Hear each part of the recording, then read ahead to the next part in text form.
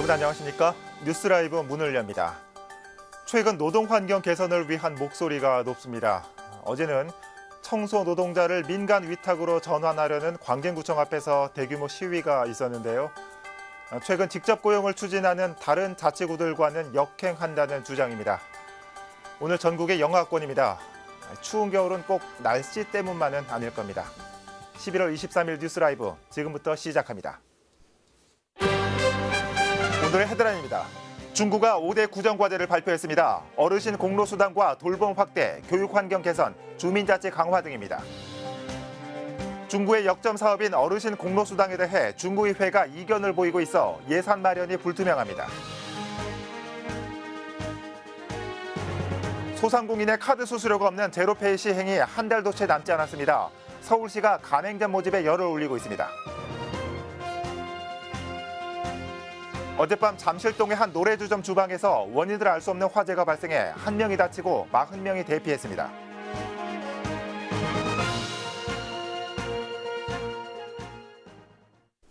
중구가 구정운영 5대 전략과제를 발표하면서 4,433억 원 규모의 내년도 본 예산을 제출했습니다. 어르신 공로수당과 동정부 추진 등이 담겼습니다. 진기훈 기자가 보도합니다. 중구의회 정례회에서 시정연설에 나선 서양호 중구청장은 구정운영 5대 전략과제를 발표했습니다. 우선 지난 6일 발표된 어르신 공로수당이 첫 번째로 기초연금이나 기초생활수급 대상인 만 65세 이상 어르신에게 매달 10만 원씩 수당을 지급하는 정책인데 이번에 예산 192억 원이 편성됐습니다.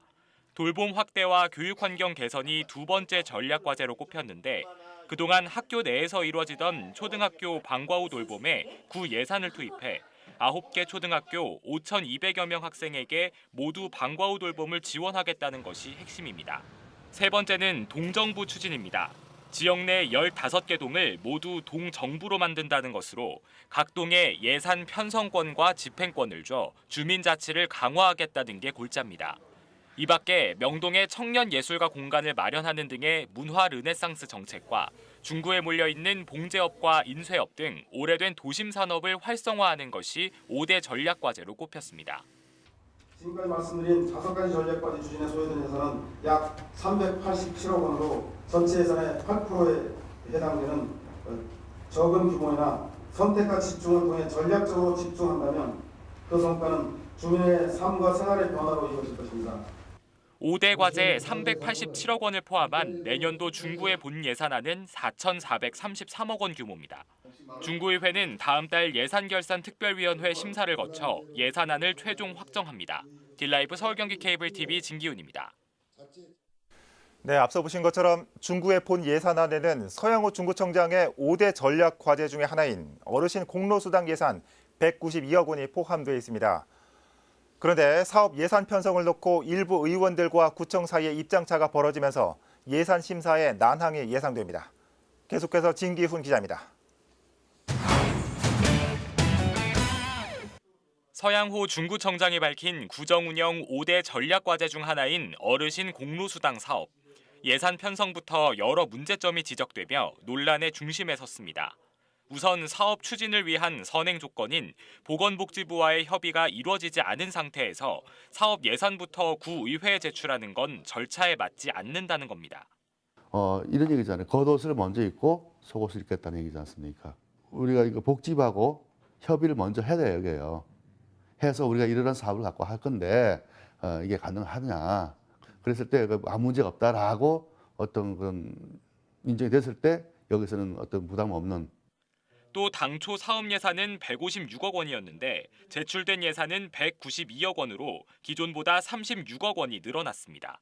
기초연금법 시행령에 따르면 현재 중구가 추진하려는 어르신 공로수당처럼 기초연금과 유사한 수당을 자치구에서 지급하게 되면 보건복지부에서 지자체에 지급하던 기초연금 지원금 중 10%를 삭감할 수 있는데 이 금액이 중구의 경우 34억 원가량인 겁니다.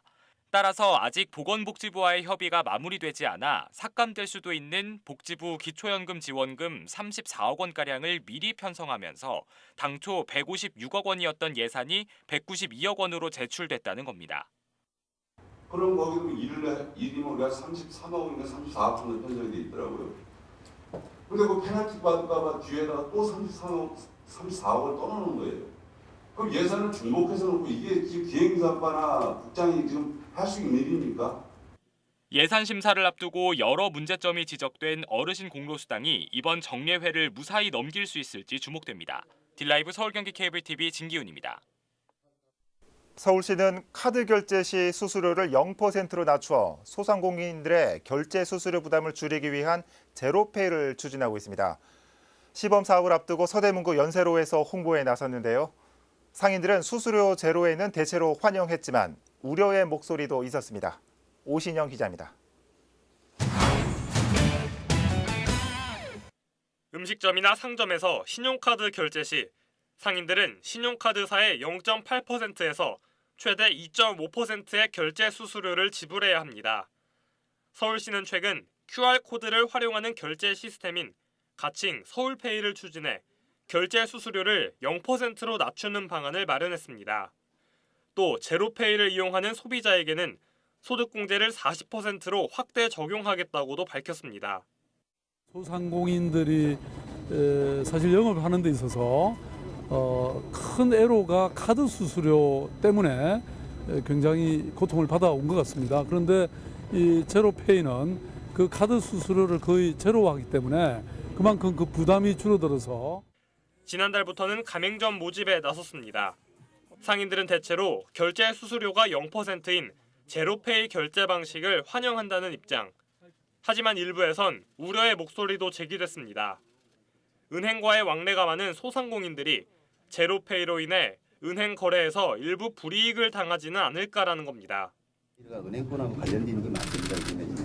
사업이 들되면 대출 관련도 있고 그러면은 은행권에서 대출을 저희가 사용하게 되지 않습니까? 그만큼에 대한 저희도 그거를 결제를 해줘야지 또 거기에 대한 또 수수료도 조절이 되고 안 그러면 또 이런 문제가 있기 때문에 현실적으로는 저희한테 별로 와닿는 게 없어요.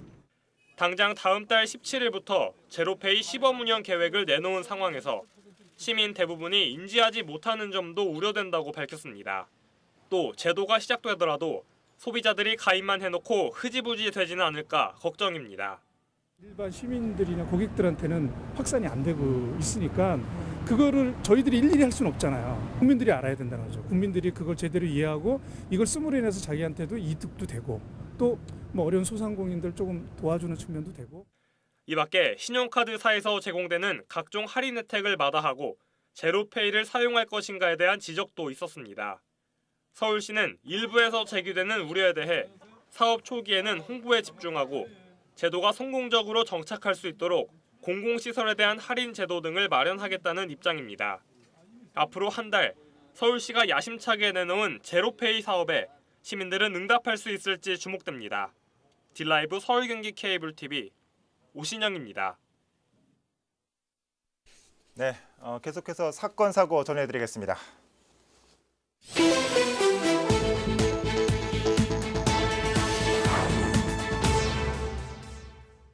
어젯밤 11시쯤 서울 잠실의 한 건물에서 불이 났습니다. 이 사고로 건물에 거주하던 60대 남성이 손목과 얼굴에 1도 화상을 입고 인근 병원으로 옮겨졌습니다. 불이 번지면서 주민 40여 명이 대피하고 건물 안에 있던 집기와 주차된 차량 등이 불에 타 소방서 추산 3천만 원의 재산 피해도 발생했습니다. 경찰과 소방당국은 건물 3층 주방에서 불이 났다는 신고자의 진술을 토대로 정확한 사고 원인을 조사하고 있습니다. 어제 저녁 6시쯤 서울 용산구 청파동의 한 다세대 주택에서 불이 나 360만 원의 재산 피해가 났습니다. 다친 사람 없이 불은 10분 만에 꺼졌습니다. 소방당국은 다세대 주택 1층에서 전기 합선이 일어난 것으로 보고 정확한 사고 원인을 조사하고 있습니다. 뉴스라이브 사건 사고였습니다.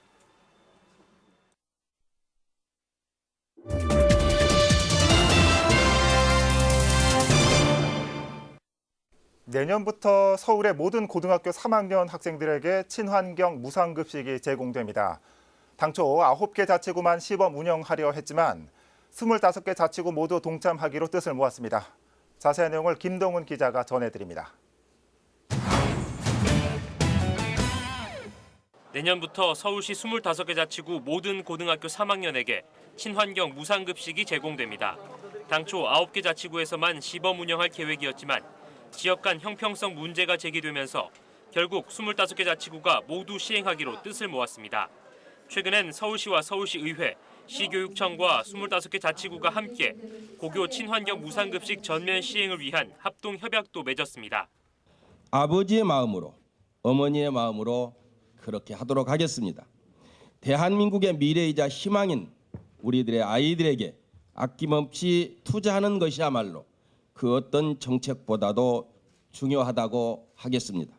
이에 따라 서울시 내 319개 학교의 고교 3년생 84,700여 명이 내년 친환경 무상급식의 대상이 됩니다. 동시에 2020년에는 고교 2학년까지, 2021년에는 고교 1학년까지 단계별로 대상을 확대키로 했습니다. 친환경 무상급식 확대에 따라 내년 무상급식 예산은 942억 원이 증가되는데 시교육청이 50%, 서울시 30%, 자치구에서 20%를 각각 분담키로 했습니다.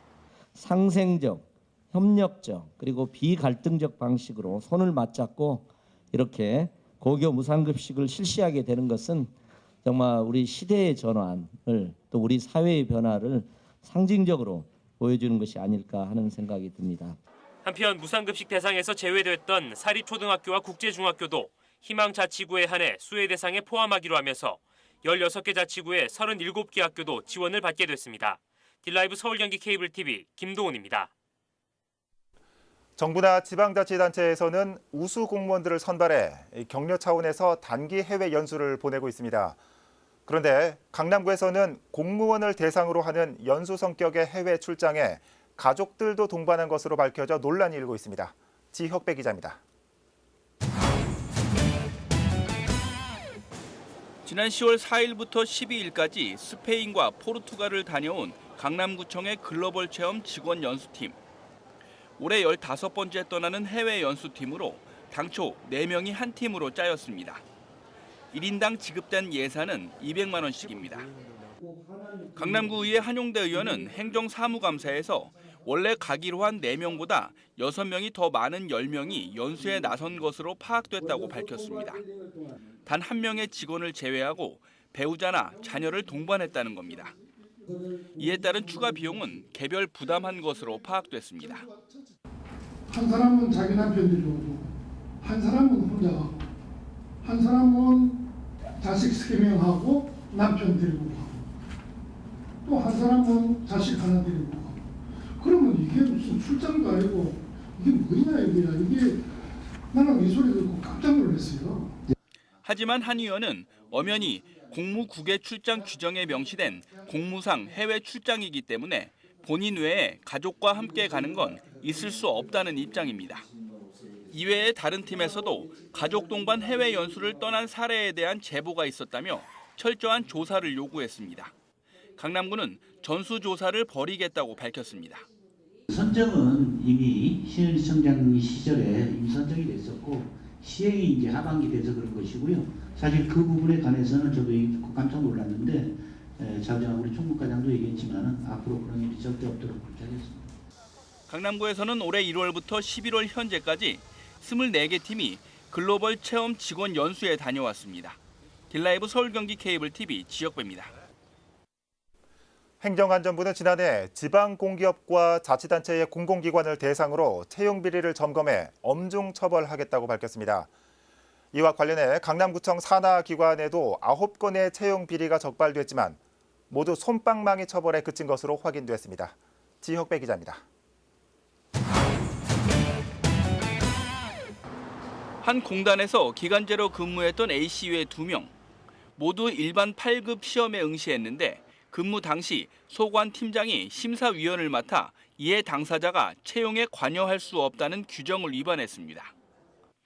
관련 분야 경력 증명서 없이 서류 전형을 통과시킨 것도 모자라 자격 요건에도 없는 부당한 심사 기준으로 부적격자가 합격한 사례도 밝혀졌습니다. 강남구의회 행정사무감사에선 지난 2013년부터 지난해까지 강남구청 산하 도시관리공단과 문화재단, 복지재단에서 모두 9건의 채용 비리가 적발된 사실이 확인됐습니다. 채용 비리 관련한 사안들이 굉장히 다수가 적발이 되었습니다. 그리고 사안들이 좀 심각해 보입니다. 행정안전부의 요청에 따라 지난해 11월 15일부터 한 달 동안 벌인 감사 결과입니다. 도시관리공단의 경우 기관이 설립된 지 20년 가까이 됐지만 채용 관련 감사는 처음입니다. 문제는 적발된 비리에 따른 조치가 모두 솜방망이에 그쳤다는 겁니다. 9건의 채용 비리 가운데 행정상 조치는 개선 1건에 통보 8건으로 경미하고 신분상 조치는 경징계와 훈계, 인사자료 통보가 각각 1명씩입니다. 상당히 심각한 상황입니다.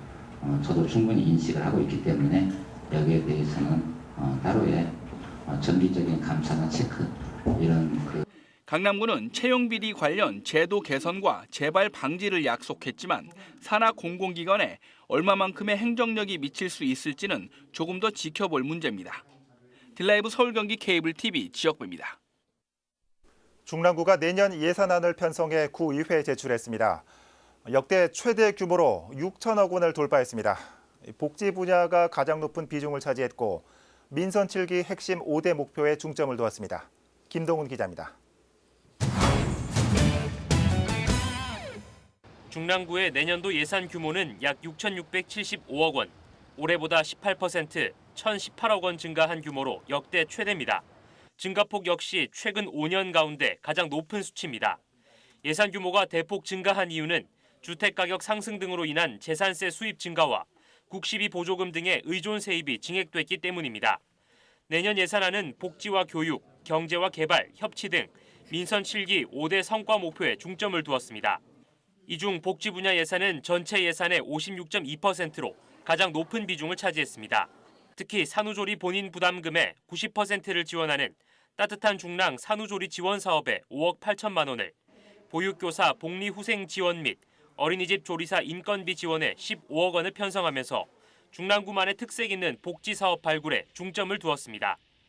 류경기 구청장은 취임 후 줄곧 교육 발전을 강조해온 만큼 교육 경비로 올해 대비 12억 원 증가한 50억 원을 편성했습니다. 동시에 방정환 교육지원센터 설립과 공공급식센터 운영 등 교육 지원 예산에 114억 원을 편성했습니다. 이 밖에도 중소기업 육성과 도시농업 활성화 예산으로 53억 원을, 주민 참여 예산에 7억 원을 편성했습니다. 딜라이브 서울 경기 케이블 TV 김동훈입니다. 서울시의 동남권과 동북권 등 권역별로 시립도서관 5곳이 추가로 들어섭니다.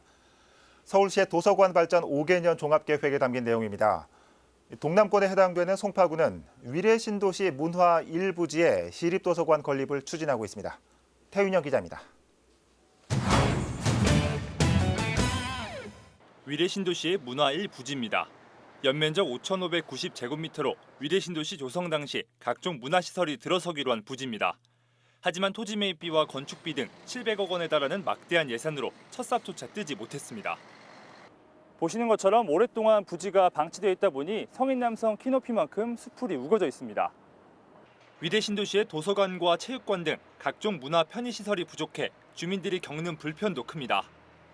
실질적으로 뭐 체육관이라든가 그 시나 나라에서 하는 것 같은데 아직은 없어요. 이것도 몰라. 이런 가운데 송파구가 문화 일부지에 서울시립도서관 유치를 추진하고 있습니다.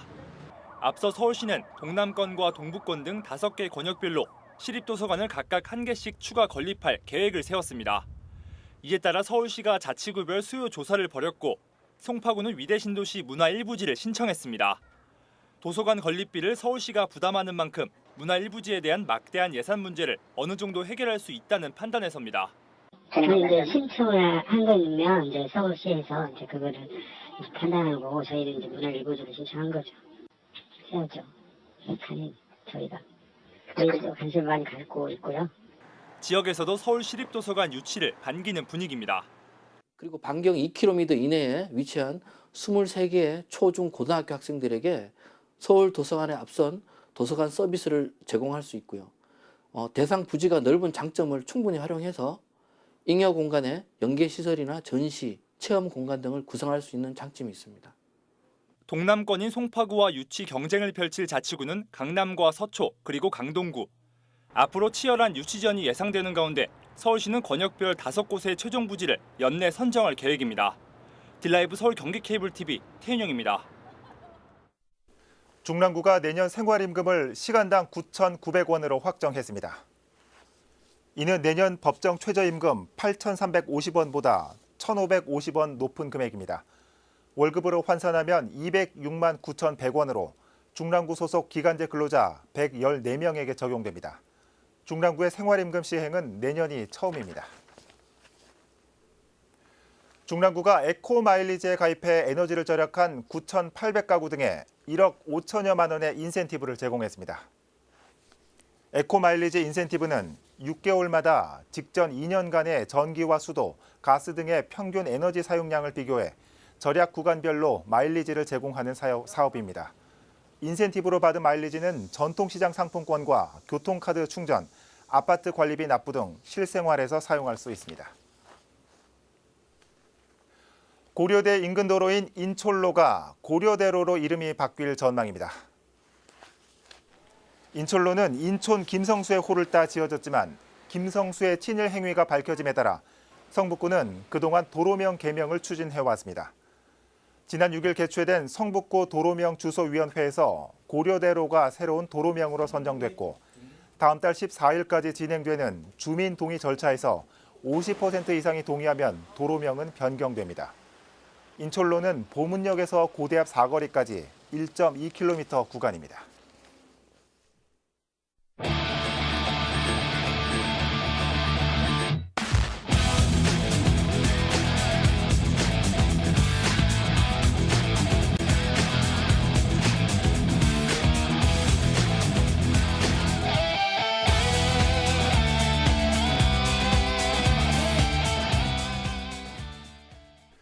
연말을 앞두고 다음 달 한 달 동안 심야 시간 올빼미 버스 신규 노선이 한시적으로 운행된다고 합니다.